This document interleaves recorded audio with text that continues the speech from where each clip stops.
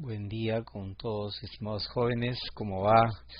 ¿Qué tal hemos iniciado esta primera semana? Espero que todo bien. Entonces vamos a comenzar nuestro trabajo para esta segunda sesión.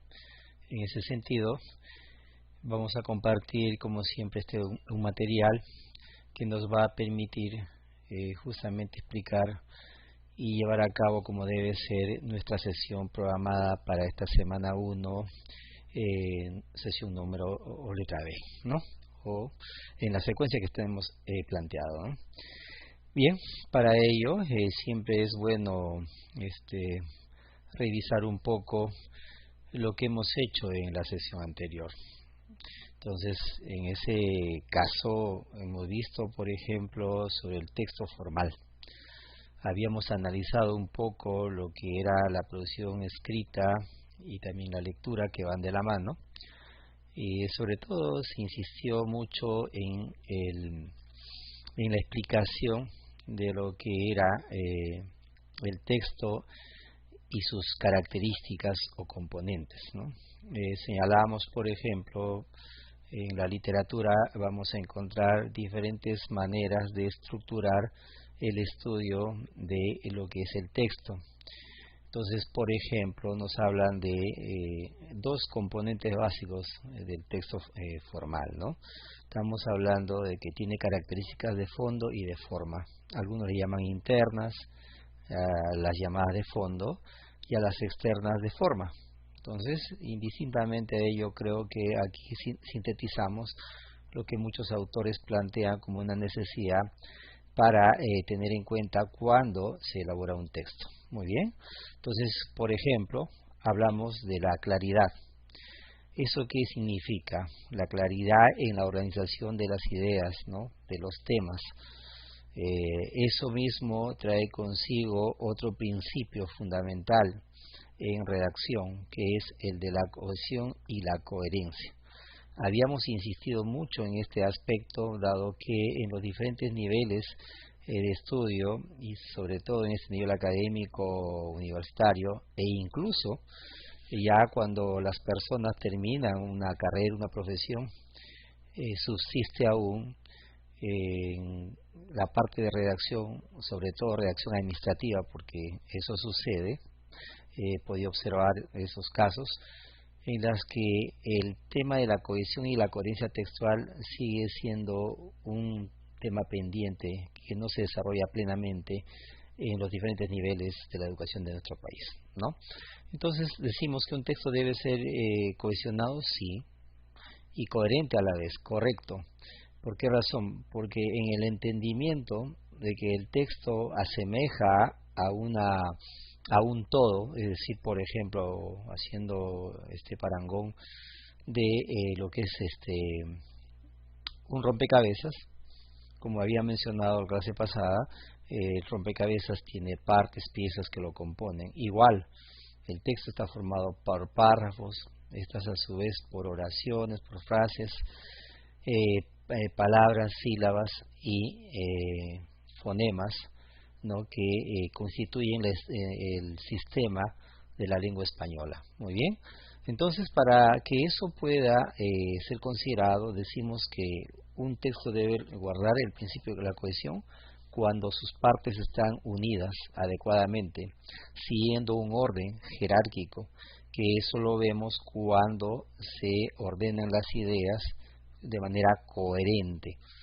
Entonces ahí está bien. La coherencia es el plano del significado, el plano semántico, mientras que la cohesión la podemos encontrar en la construcción y la unión de esos elementos, de unidades mínimas a unidades mayores. Y para lograr esa cohesión habíamos señalado que era importante tener en cuenta los conectores lógicos, los signos de puntuación y también los referentes.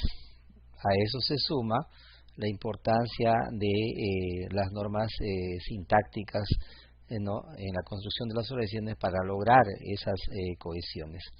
También habíamos hablado que era la importancia de la precisión léxica, en este caso empleando el lenguaje formal, que es el que caracteriza a este nivel superior. También era importante considerar el manejo de información de fuentes confiables, ¿no? Y, por último, el uso adecuado de la normativa gramatical y ortográfica, que son elementos sobre los cuales habíamos insistido mucho la clase pasada cuando se trataba de trabajar textos formales.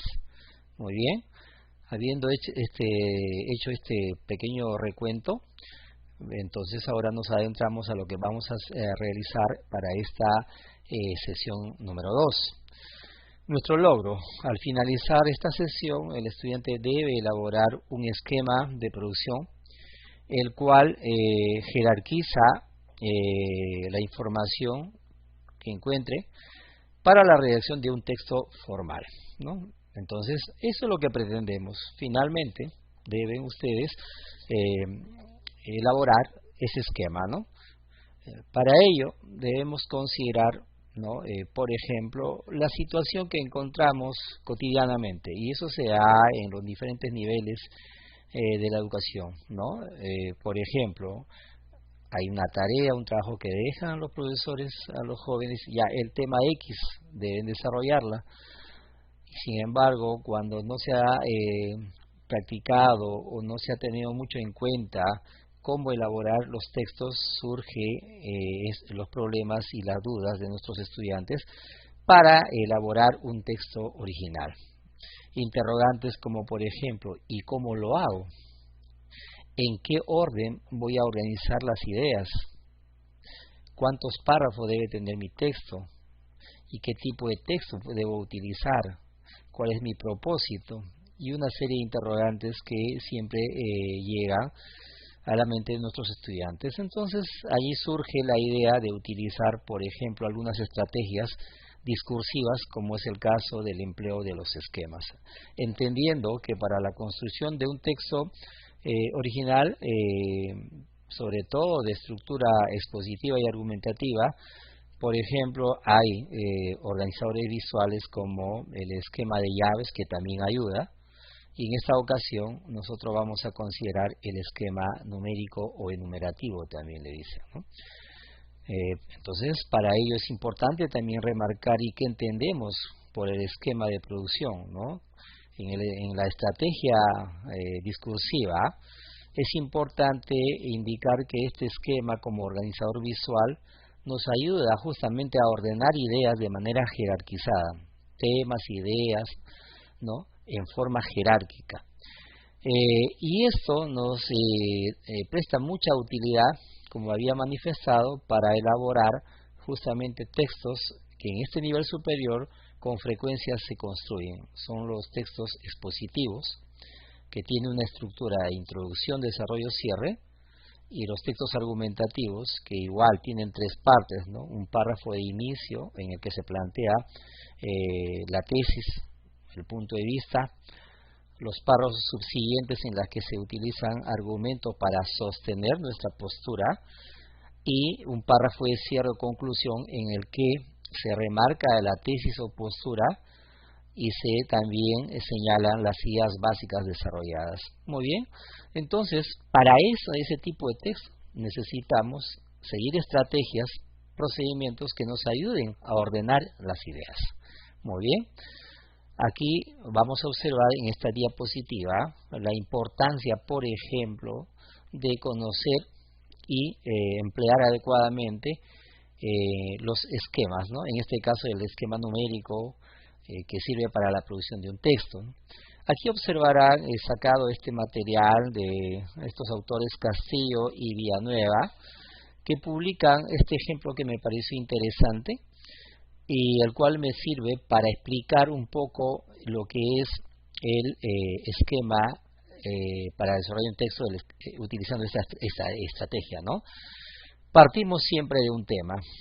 El tema principal para el ejemplo es los principales problemas en la ciudad de Lima. Entonces los autores en el ejemplo cómo lo han organizado, ¿no? Si el tema está, ojo, parto siempre con la idea principal y aparece con el número 1, la delincuencia.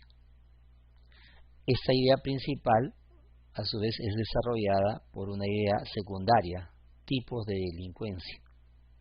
Y a su vez los tipos de delincuencia ¿no? Tienen una idea terciaria que habla sobre la estadística, sobre la inseguridad. Son datos que se incorporan.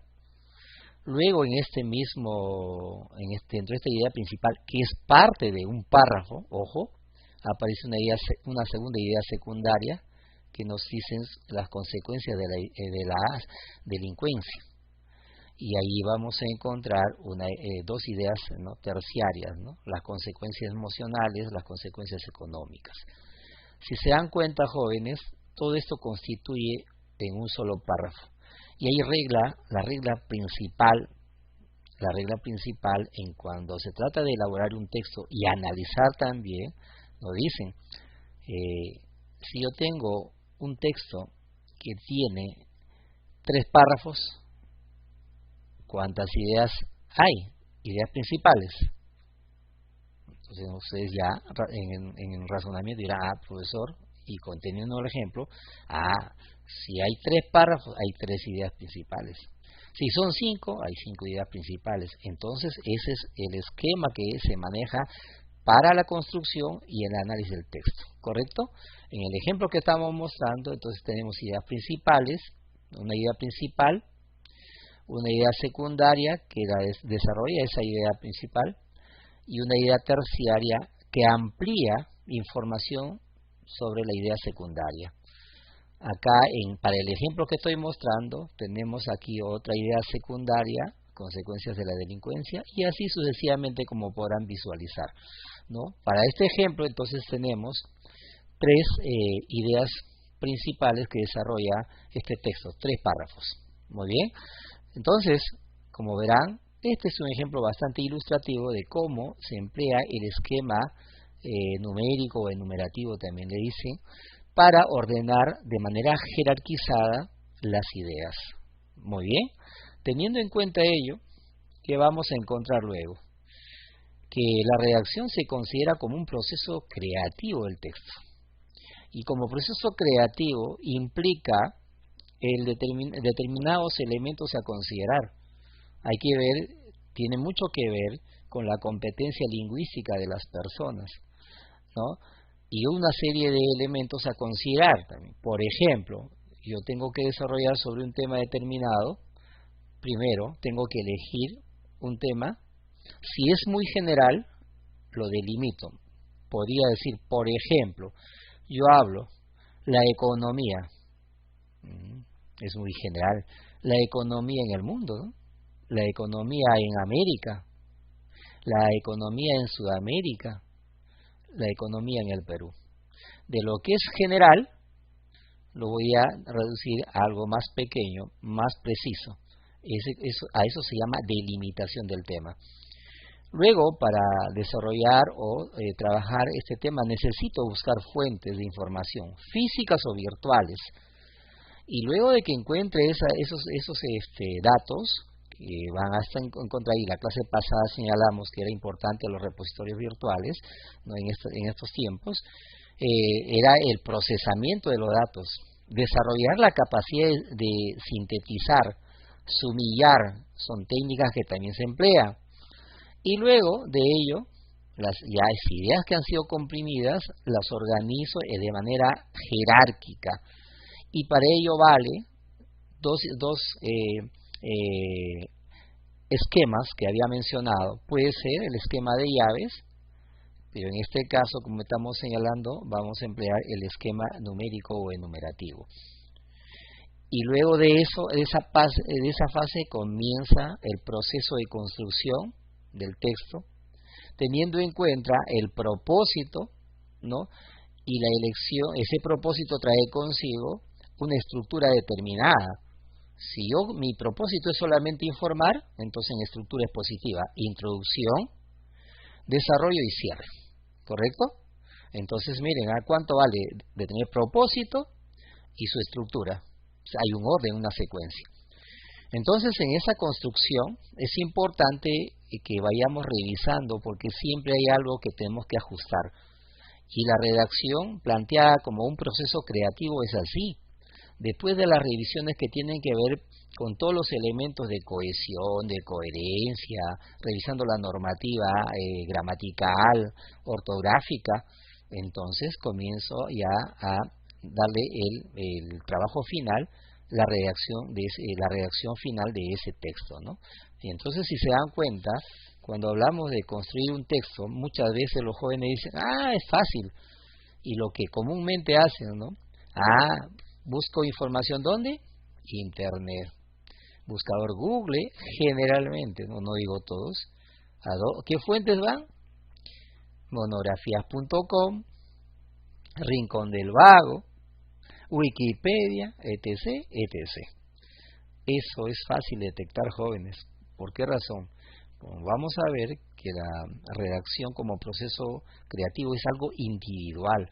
No niego que se pueda trabajar grupalmente, pero el tema, el procesamiento, las competencias lingüísticas sobre una lengua determinada, eso solamente depende de cada uno, ¿no? Entonces, teniendo en cuenta estas indicaciones, ustedes lo que van a hacer es, entramos a la actividad de esta semana, la sesión B, y lo que deben hacer es construir un texto formal de 2 párrafos. 2 párrafos, no es necesario que tenga introducción ni cierre, solamente 2 párrafos. En ella presentarán un informe sobre un tema, ¿no? Siguiendo los procedimientos que hemos señalado. Seleccionas el tema central, te informas sobre ese tema y elabora un esquema, este organizador visual que hemos estado explicando, y debe respetar las características estudiadas en las clases, ¿no? Los criterios de fondo y forma, como les había señalado, y también seleccionando de 3 posibles temas que se les plantea. El primero, los beneficios de las redes sociales, tan importante en estos tiempos, ¿no? Segundo, el tema, ¿no?, que también puede seguir lo vinculado a la carrera al cual perteneces. Entonces, y la tercera, causas de violencia contra la mujer. Son 3 temas sobre los cuales puedes elegir y empezar a buscar los datos, las fuentes para poder construir este texto que te estoy señalando. Entonces, para que nuestro trabajo sea adecuado, también ayuda a revisar, ¿no?, en la plataforma, en Canvas, en la parte del módulo de la semana 1B, actividad 1B, una serie de recursos que están en esta plataforma que te van a ayudar a comprender mejor el tema de esta sesión.